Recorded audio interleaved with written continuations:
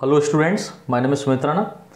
पहली बात तो बेटा हम आपसे क्षमा चाहेंगे कि हम आपको बेहतर क्वालिटी प्रोवाइड नहीं करा पा रहे हैं। हालांकि मोबाइल स्क्रीन रिकॉर्डिंग में जिस तरीके से जो हो पाता है वही क्वालिटी आपके सामने पहुंच रही। बहुत सारे बच्चे कमेंट कर रहे हैं कि सर अच्छी क्वालिटी नहीं है। सो प्लीज़ आप लोग वीडियो लेक्चर देखें और इसमें मैं जो थ्योरी बोलता हूँ इस पर थोड़ा सा फोकस करिए, ठीक है, जो कि यही आपके लिए इम्पॉर्टेंट है। ये सारे लेक्चर मैं अगेन लेकर के आऊँगा दोबारा से, सारा कंडीशन ठीक हो जाए, ठीक है, जो कि कोविड-19 के द्वारा पूरा माहौल बहुत ही ख़राब हो चुका है अपने इंडिया का भी, ठीक है, और शायद धीरे धीरे आगे होने वाला भी है, क्योंकि आप सभी जानते हैं कि अभी तक मेडिसिन इसकी नहीं बन पाई है। सो घर पे रहें, सेफ़ रहें, तो घर पे रहकर ही पढ़ें, बाहर ना जाएं, कोचिंग भी अभी मत करें कहीं भी। कॉलेजेस भी अगर खुलें तो बहुत ही रेयर केस में जाएं, ज़्यादा जाने की ज़रूरत नहीं है। और इस साल तो मुझे यही लग रहा है कि बहुत ज़्यादा मुसीबत उठाने वाले हैं हम सभी लोग। खैर, धैर्य नहीं छोड़ना है। फिलहाल हम लोग स्टार्ट करते हैं टेरिडियम। देखिए, टेरिडियम जो है ये एक टेरिडोफाइट है, जो कि यूनिट सेकंड में हम लोगों को पढ़ना है। मार्सिलिया हम लोगों ने देख लिया, ठीक है। इसका क्लासिफिकेशन देखते हैं। देखिए, क्लासिफिकेशन 2 नंबर का आपका एग्जाम में आता है, ठीक है। पहला इसका है डिवीज़न। डिवीज़न जो इसका होगा वो होगा टेरिडोफाइट, ठीक। क्लास जो इसका होगा वो होगा लेप्टोस्पोरेंजिएटी, लेप्टोस्पोरेंजिएटी। ऑर्डर जो होगा वो होगा फिलिकल्स। फैमिली पॉलीपोडिएसी, और जो जीनस होगा इसका वो होगा टेरिडियम। क्लियर। अब हम लोग देखते हैं इसका प्रोथैलस ऑफ टेरिडियम। भाई ये इंपॉर्टेंट, और इसी पे शॉर्ट नोट आता है आपके कि जो टेरिडियम है उसके प्रोथैलस के बारे में समझाइए। देख लेते हैं फटाफट हम लोग, ध्यान से थोड़ा सा देखिएगा। टेरिडियम एक होमोस्पोरस टेरिडोफाइट होता है, ठीक है, जिसमें सिमिलर टाइप के माइक्रोहैप्लॉइड यूनिन्यूक्लियड स्पोर्स प्रोड्यूस होते हैं। यानी कि इसमें जो माइक्रोस्पोर्स हैं वो कैसे होते हैं, माइक्रोहैप्लॉइड टाइप के होते हैं। दैट मीन्स हैप्लॉइड कहने का मतलब अगुणित, ठीक है, और माइक्रो मतलब छोटे, और यूनिन्यूक्लिएट होंगे, एक केंद्रकीय होंगे, ठीक है, और यहाँ पर क्या होंगे, ये प्रोड्यूस होते हैं। या फेवरेबल कंडीशन में जर्मिनेट होकर टेरिडियम का प्रोथैलस जर्मिनेट होकर टेरिडियम का फॉर्मेशन कर देते हैं। नए लाइन से देखिए, लिखा है टेरिडियम का prothallus flat multi cellular green 3 से 8 mm डायमीटर वाला तथा हार्ट शेप होता है, हृदय के आकार का होता है, ठीक है, जिसकी लोअर सरफेस पर राइजोइड्स पाए जाते हैं। क्या पाए जाते हैं? राइजोइड्स। देखिए, राइजोइड्स क्या होते हैं? ये कुछ ऐसी यूनिसेलुलर स्ट्रक्चर्स होते हैं, hair like structures. Multicellular form में भी होता है, यूनिसेलुलर फॉर्म में भी होते हैं। तो यहाँ पर कुछ मल्टी सेलुलर या यूनिसेलुलर स्ट्रक्चर्स होते हैं जो कि सॉइल के अंदर धसे होते हैं, और सॉइल से क्या करते हैं, वाटर और मिनरल्स को एब्जॉर्ब करके इसके प्रोथैलस को प्रोवाइड कराते हैं, ठीक है। राइजोइड्स पाए जाते हैं। देखिए, राइजोइड्स की सहायता से प्रोथैलस सॉइल्स के द्वारा अटैच रहता है, ठीक है, मिट्टी के द्वारा अटैच रहता है। नैन से दिखा है, अपनी इंटरनल स्ट्रक्चर में प्रोथैलस मध्य भाग में या मिडिल पार्ट में मोटा व मल्टीलेयर्ड होता है, लेकिन कॉर्नर किनारे की ओर या यूनिलेयर्ड एक परत का होता है, एक लेयर का होता है, ठीक है। नैन से देखिए, टेरिडियम का प्रोथैलस हर्माफ्रोडाइट होता है। हर्माफ्रोडाइट कहने का मतलब होता है ऐसे ऑर्गेनिज्म जिनमें बोथ सेक्स ऑर्गन प्रेजेंट हो। बोथ सेक्स ऑर्गन कहने का मतलब क्या है? बोथ सेक्स ऑर्गन मतलब मेल और फीमेल सेक्स ऑर्गन दोनों उपस्थित हैं, और ये हर्माफ्रोडाइट उभयलिंगी। दैट मीन्स इनके जो सेक्स ऑर्गन होंगे ऊपर की ओर ही चमकते हैं, समझ में आते हैं। जैसे जिसकी लोअर सरफेस पर एंथ्रीडिया, देखो इसमें लिखा है, जिसकी लोअर सरफेस पर एंथ्रीडिया व आर्चिगोनिया के फॉर्म में रिप्रोडक्टिव ऑर्गन पाए जाते हैं। यानी कि जो इसका प्रोथैलस है उसकी लोअर सरफेस पर क्या पाया जाएगा? एंथ्रीडिया पाया जाएगा, और आर्चिगोनिया के फॉर्म में रिप्रोडक्टिव ऑर्गन होते हैं, ठीक है। देखिए, नई लाइन से लिखा है, आर्चिगोनिया सामान्यतः, ठीक है, नॉर्मली अपर एंड की ओर एपिकल एंड की ओर, अपर एंड की ओर, या हम कह सकते हैं एपिकल एंड की ओर, एपिकल नॉच के पास प्रेजेंट रहती है। यानी कि जो इसका अपर एंड होता है और उसमें भी जो एपिकल एंड है, ठीक है, उसकी ओर एपिकल नॉच के पास, एपिकल नॉच कहने का मतलब गड्ढा, ठीक है, एक नॉच के पास में उपस्थित रहता है। लेकिन टेरिडियम का प्रोथैलस स्वतंत्र व ऑटोट्रॉफिक होता है। स्वतंत्र कहने मतलब फ्री होता है, ऑटोट्रॉफिक कहने का मतलब होता है अपना भोजन स्वयं बनाएगा, होता है, जो अपने ग्रीन टिश्यू की सहायता से, यानी कि इसके पास में जो ग्रीन टिश्यूज होते हैं उसकी सहायता से फूड मटेरियल प्रोड्यूस करता है तथा राइजोइड की सहायता से वाटर एब्जॉर्ब करता है। अब ये फूड प्रोड्यूस कर लेगा, बना लेगा, वाटर भी एब्जॉर्ब, अच्छा वाटर यहाँ पर हेल्प कर रहा है फूड बनाने के लिए, ठीक है, तो वाटर एब्जॉर्ब कर रहा है और ग्रीन है तो जाहिर सी बात है इसके पास में क्लोरोफिल है, और क्लोरोफिल है, वाटर है, सनलाइट भी है, तो ये क्या करेगा भैया, ये ग्लूकोज बना देगा।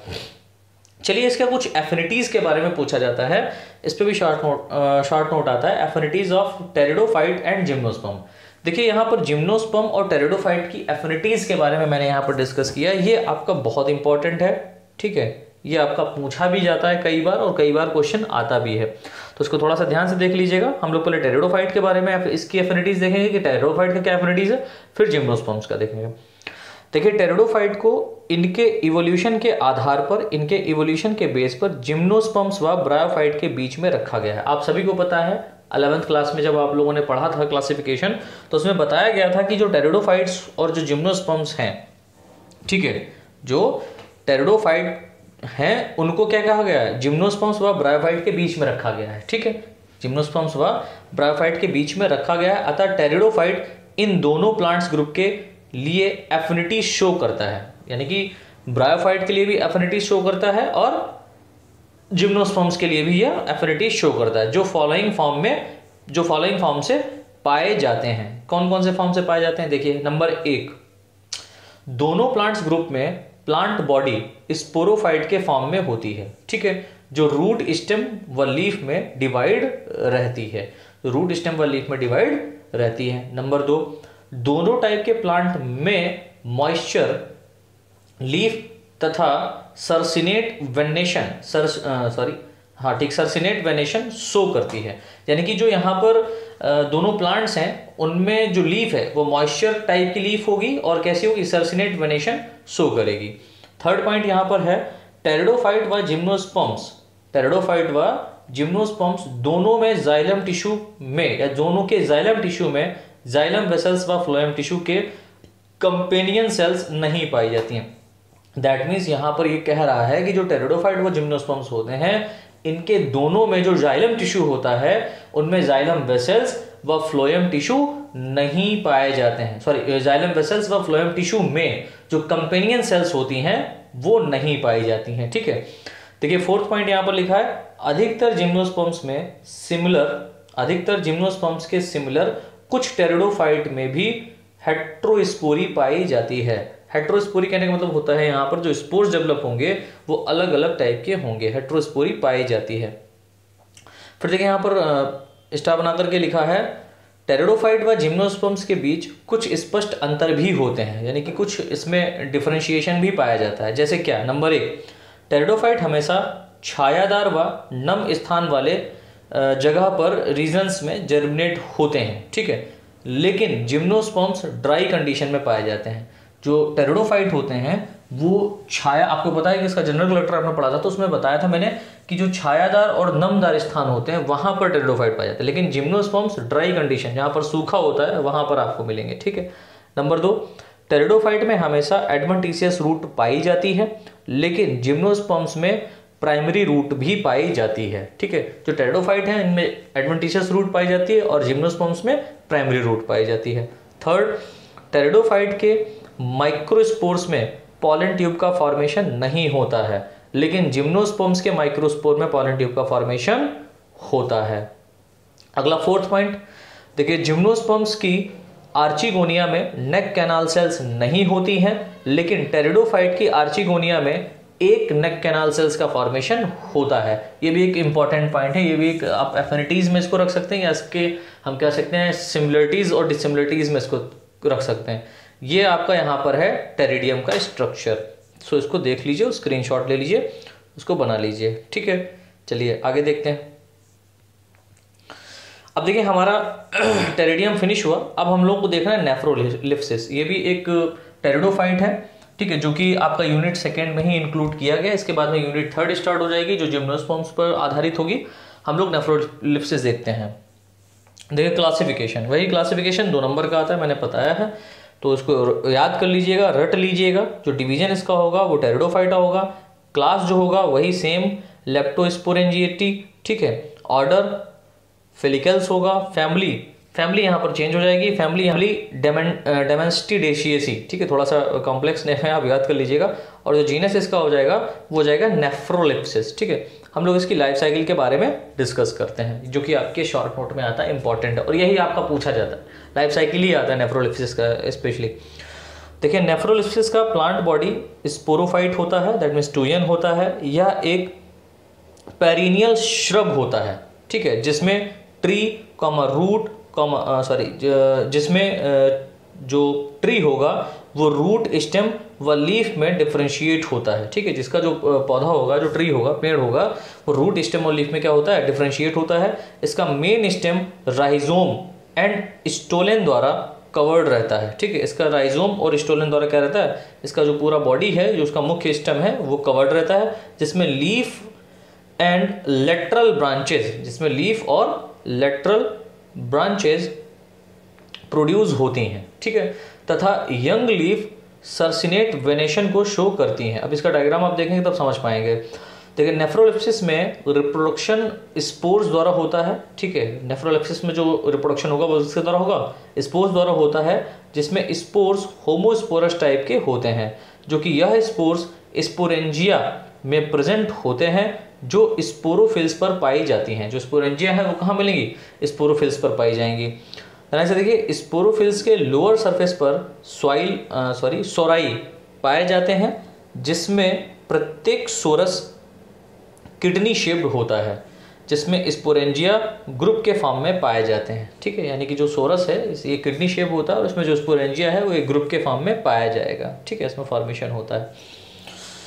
देखिए प्रत्येक स्पोरेंजिया में 32 से 64 हैप्लॉइड स्पोर्स प्रेजेंट होते हैं। ये पॉइंट आपके यहाँ पर मैं पॉइंट वाइज पॉइंट में ही लिखवाना चाहता था, लेकिन इसको मैंने डिस्क्रिप्शन में इसलिए डिटेल में लिखवा दिया है, इसलिए क्योंकि ये आपके एक शॉर्ट आंसर तैयार हो गया, ठीक है। तो यहाँ पर ये पॉइंट वाइज पॉइंट ही कुछ पॉइंट यहाँ पर मिलने हैं, जो कि आपके ऑब्जेक्टिव क्वेश्चन के लिए भी इंपॉर्टेंट है, ठीक है। जैसे कि प्रत्येक स्पोरेंजिया में 32 से 64 हैप्लॉइड स्पोर्स प्रेजेंट होते हैं। तो क्वेश्चन ये आ सकता है कि नेफ्रोलिप्सिस के स्पोर्स में प्रत्येक सोरस में कितने, या प्रत्येक स्पोरेंजिया में कितने स्पोर्स प्रेजेंट होते हैं, तो 32 से 64, क्लियर। फिर यहाँ पर देखिए स्पोरेंजिया के मैच्योर होने पर या हो जाने पर यह स्पोर्स डाइसेंस के बाद रिलीज हो जाते हैं, ठीक है, मुक्त भी हो जाएंगे, तथा फेवरेबल कंडीशन में जर्मिनेट करके गैमेटोफाइट प्रोथैलस को प्रोड्यूस करते हैं। Prothallus small heart shape and dorsoventral होता है, जिसके अपेक्स पर एपिकल नॉच होता है, जिसका मिडिल पार्ट फ्लैशी तथा इसे कुशन रीजन कहते हैं। यानी कि इसका जो मिडिल पार्ट होगा वो फ्लैशी होगा, और ये जो रीजन होगा वो कैसा कहलाएगा, कुशन रीजन कहलाएगा, ठीक है, कुशन रीजन कहते हैं। प्रोथैलस में ग्रीन सेल्स पाई जाती हैं, जिसके कारण यह ऑटोट्रॉफिक न्यूट्रिशन करता है। पहले से देखिए प्रोथैलस की लोअर सरफेस पर राइजोइड्स के पास, ठीक है, antheridium that means male reproductive organ के फॉर्म में अरेंज रहते हैं, जिसमें 30 से 50 तक spirally coiled multi cellular antherozoids produce होते हैं। तरह से देखिए यहाँ पर लिखा है प्रोथैलस की लोअर सरफेस पर कुशन रीजन में, यानी कि जो उसका कुशन रीजन था उसमें कुशन रीजन में आर्चिगोनिया डेवलप होते हैं, जो फ्लास्क शेप स्ट्रक्चर के फॉर्म में होती है, जो वेंटर एंड नेक में डिफरेंशिएट रहती है। यानी कि जो फ्लास्क शेप यहाँ पर आर्चिगोनिया डेवलप हो रही है वो वेंटर और नेक में क्या रहती है, डिफरेंशिएट, यानी कि अलग अलग रहती है। तरह से लिखा है वेंटर कुशन रीजन में इम्बेडेड रहता है, वेंटर जो भाग होगा वो कुशन रीजन में इम्बेडेड रहेगा, धसा रहेगा, तथा नेक बाहर की ओर निकली रहती है। वेंटर में एक एग सेल तथा वीसीसी वेंटर कैनाल सेल्स पाई जाती है। लाइन से देखिए यहाँ पर लिखा है फर्टिलाइजेशन से पहले मैच्योर आर्चिगोनिया की नेक वाटर की प्रेजेंस में ओपन हो जाती है, ठीक है, वाटर को एब्जॉर्ब करेगी यहाँ पर नेक, और जिससे यहाँ पर ये नेक सेल्स बस्ट हो जाएंगी और जो नेक कैनाल सेल्स होगा वो ओपन हो जाएगा, जो नेक रीजन होगा वो ओपन हो जाती है तथा इसकी वेंटर कैनाल सेल्स तथा नेक कैनाल सेल्स के डिस्ट्रीब्यूशन से एक म्यूसिलेज, यानी कि जब ये डिस्ट्रीब्यूट हो जाएगा, डिकम्पोज हो जाएगा, तब एक म्यूसिलेज सब्सटेंस बाहर निकलता है जो एंथ्रोजॉइड्स को अपनी ओर अट्रैक्ट करता है, ठीक है। बहुत सारे एंथ्रोजॉइड्स आर्चिगोनिया की नेक रीजन में इंटर कर जाते हैं तथा एक ही एंथ्रोजॉइड एग को, ठीक है, एक ही एंथ्रोजॉइड एग से फ्यूज होकर डिप्लॉयड जाइगोट का फॉर्मेशन करता है। यह जाइगोट जर्मिनेट होकर स्पोरोफाइट को प्रोड्यूस करता है। ये उसका हो गया लाइफ साइकिल।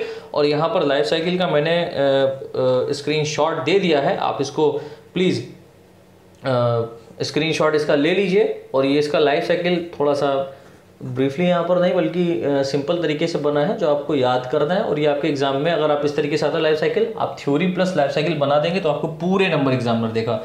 तो इस तरीके से हमारा टेरिडोफाइट का जो यूनिट सेकंड था वो बेटा कंप्लीट हुआ है। अब हम लोग आगे देखेंगे जिम्नोस्पर्म्स के बारे में। क्लियर? थैंक्स।